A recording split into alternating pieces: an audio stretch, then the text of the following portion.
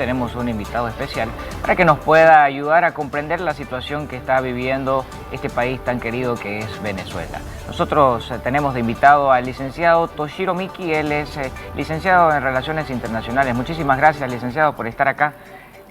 Coméntenos, por favor, ¿cómo podemos entender lo que está pasando en Venezuela en estos últimos 48 horas?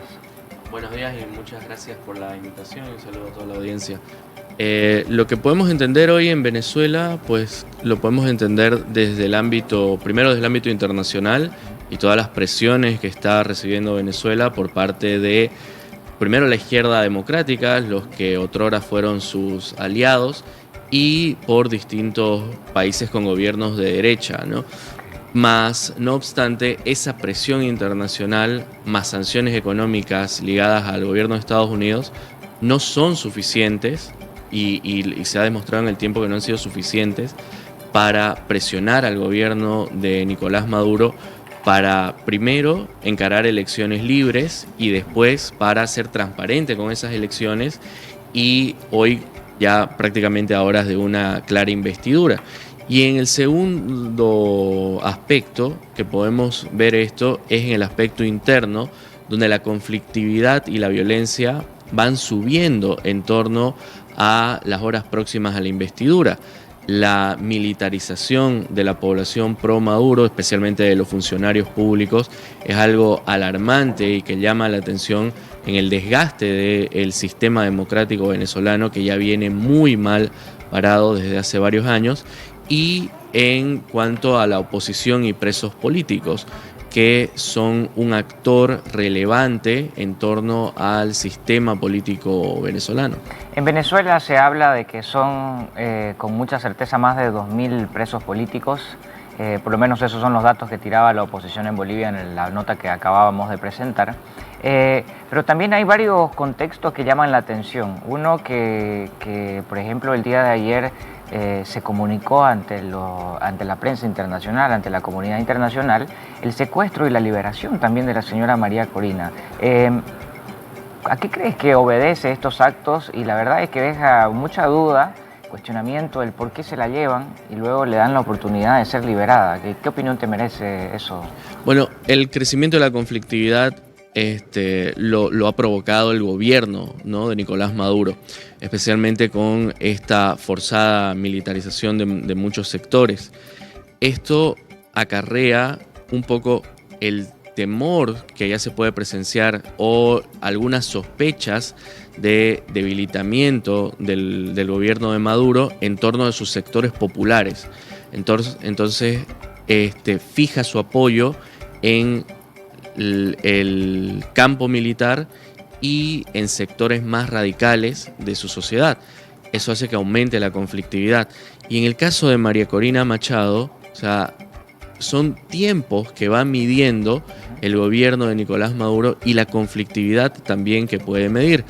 ¿Qué le conviene más? Si tenerla libre o tenerla detenida. Tenerla libre implican movilizaciones muy al estilo que ya hemos visto en varios ciclos de conflictividad en Venezuela, pero tenerla detenida puede ser peor, porque la avalancha de movilizaciones puede ser mucho más masiva, ¿no? Es una especie de figura política que se puede convertir en un mártir, ¿no? En un mártir detenido, es difícil pensar que le pueda pasar algo a su integridad física, ¿no?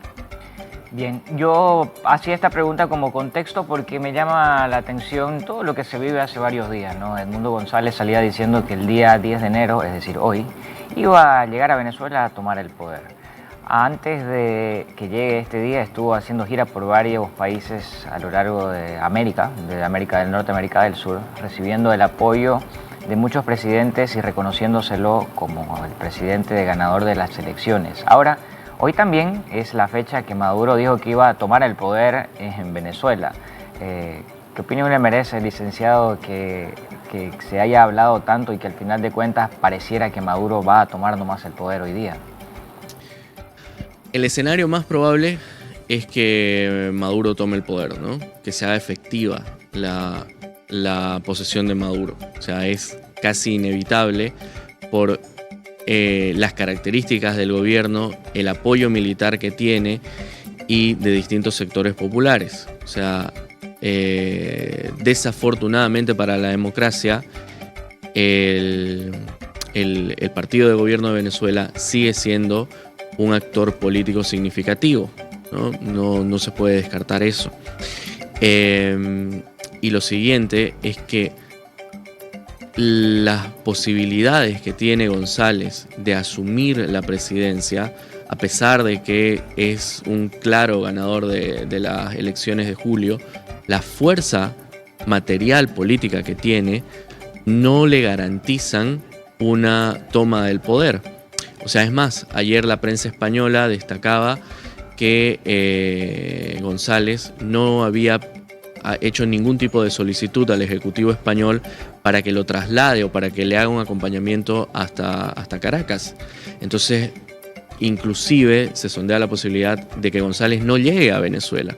Entonces, si González no llega a Venezuela, no llega a Caracas, es poco probable que haya un cambio de gobierno, ¿no? Ahora, se dicen muchas cosas que pasan en Venezuela. Me voy a permitir abrir un poco el paraguas aquí o el contexto para que se pueda entender. De muchas movilizaciones de fuerzas internacionales que estaban rodeando a Venezuela, existen también conocimientos de que existe parte de las Fuerzas Armadas que se están en contra, que se están volcando obviamente al régimen porque ya no soportan lo que están viviendo. Entonces, ¿cuál crees que será la realidad? Existe también, nosotros presentamos la noticia el día de ayer de que el mismo régimen de Maduro había entregado armas a civiles y nosotros luego haciendo conversaciones con personas que han vivido mucho en este camino largo de ver muchas presidencias decían, ¿no habrán considerado tal vez que los civiles se les puedan volcar en el sentido de decir, ok, dame el arma, yo te ayudo y luego utilizarlas en contra porque ya están cansadas de esto? ¿Qué opinión te merece esos tres contextos que te acabo de dar? Bueno, en el caso de la presión internacional, la presión internacional significativa que haya podido hacer un punto de inflexión en este proceso era Estados Unidos, ¿no? Pero Estados Unidos lo que ha prometido y se prevé es que haya un nuevo paquete de sanciones económicas. Y las sanciones económicas contra los regímenes autócratas en general, incluso el caso de Rusia, el caso de Siria, que recién cayó Bashar al-Assad, no son efectivos en el corto y mediano plazo. Probablemente son en el largo plazo, entonces hay que esperar un desgaste y en realidad los que sufren son más que el gobierno, la población, ¿no? Claro. Y Estados Unidos no ha mostrado señales de aplicar algún tipo de medida que haga un punto de inflexión en la política venezolana. Es más, se prevé que con el gobierno de Donald Trump se encare una situación pragmática con Venezuela, porque el rubro petrolero más bien va a presionar a Estados Unidos, al gobierno de Estados Unidos, para que sea pragmático con Venezuela en la explotación del petróleo y piensa que el gobierno de Maduro es una causa perdida, ¿no? Entonces, y en el caso de estas prácticamente milicias de funcionarios públicos que ha armado el gobierno de Venezuela, primero habrá que ver cuán real son las municiones, ¿no? O sea, porque lo que hemos visto son armas, sí, pero no sabemos si están con municiones o demás. Pero amén de eso, o sea, es un sector radical, o sea, es un sector que apoya al gobierno de Nicolás Maduro. Es poco probable que haya una suerte de rebelión de ese sector. Y en torno a las Fuerzas Armadas se ha visto pocas señales de que haya una fractura, porque el ministro de Defensa, que lleva mucho tiempo en Venezuela y que es el círculo cercano de Nicolás Maduro, le ha asegurado a esas Fuerzas Armadas varias concesiones en torno a la explotación de recursos naturales en Venezuela. O sea, hay que pensar que en Venezuela hay empresas públicas que le pertenecen a las Fuerzas Armadas. Entonces, muchos de estos círculos se enriquecen a costa del Estado. Entonces es difícil que haya un quiebre, o al menos no ha habido señales. Bien. ¿Cuáles serían las consideraciones finales del licenciado para lo que realmente parece que va a suceder? Que Maduro va nomás a tomar posesión en Venezuela. Desafortunadamente para la democracia latinoamericana es lo más probable, ¿no? O sea, es el escenario más cercano a la realidad, ¿no? Que Nicolás Maduro asuma un nuevo ciclo político y que haya un ciclo de varios meses probablemente de conflictividad a la cabeza de María Corina Machado y con cierto grado de presión internacional, pero que finalmente Venezuela sigue perfilándose como aquello que entendimos que fue Cuba en el siglo XX, ¿no? O sea, probablemente Venezuela es la Cuba del siglo XXI. Bueno, yo personalmente veo ciertas similitudes con lo que pasó en 2019 en Bolivia, puede ser, que las elecciones se vieron truncadas y al final no pudo, bueno, creo que fue el resultado, ¿no?, de las elecciones, que al final la población de Bolivia le dijo a Evo que no quería que se vuelva a postular o a reelegir. Y salen las manifestaciones y al final de cuentas él terminaba pidiendo de que se vuelvan a hacer las elecciones y al final pidió un montón de cosas, pero se terminó yendo. No sé si será la misma situación o no, pero con esta termino. ¿Cómo le puede afectar a Bolivia teniendo en cuenta de que, por ejemplo, el presidente Arce no está yendo a la posesión del presidente Maduro? ¿Será que sabe cosas? ¿Será que se da cuenta de cosas? ¿Cuál será la lectura de eso, de esa situación? Bueno, los escenarios con 2019 hay ciertas diferencias que en Bolivia, o sea, hay una oposición territorial que se afinca en Santa Cruz.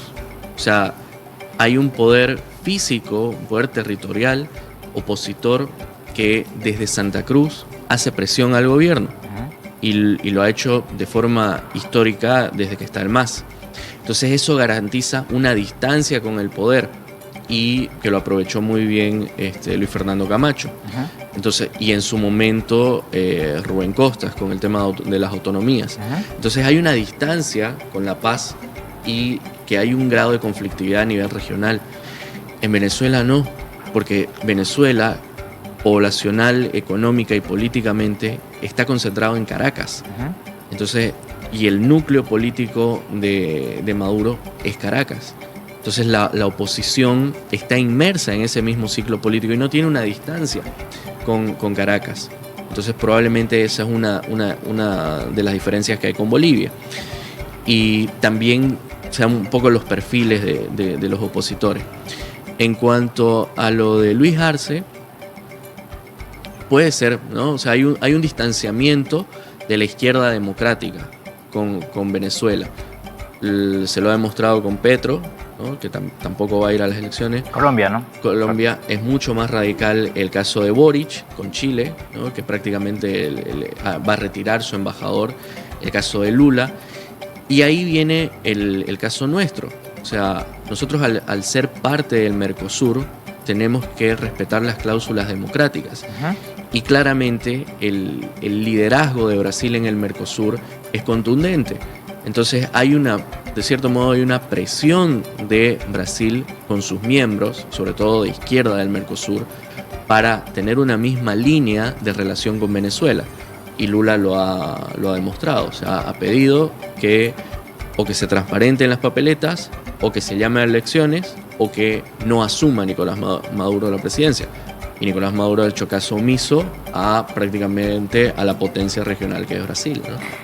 Perfecto, ahí está entonces el contexto más explicado, se confunde uno, más claro no se puede. Ese es el distanciamiento entonces y la razón del por qué entonces el presidente Luis Arce no será parte de lo que parece ser la celebración de una nueva campaña política para el señor Maduro. Nosotros queremos agradecerle al licenciado Toshiro Miki, gracias por sus conceptos y esperamos tenerlo con nosotros una próxima oportunidad. Tenga usted una buena semana, un buen fin de semana. Gracias, igualmente.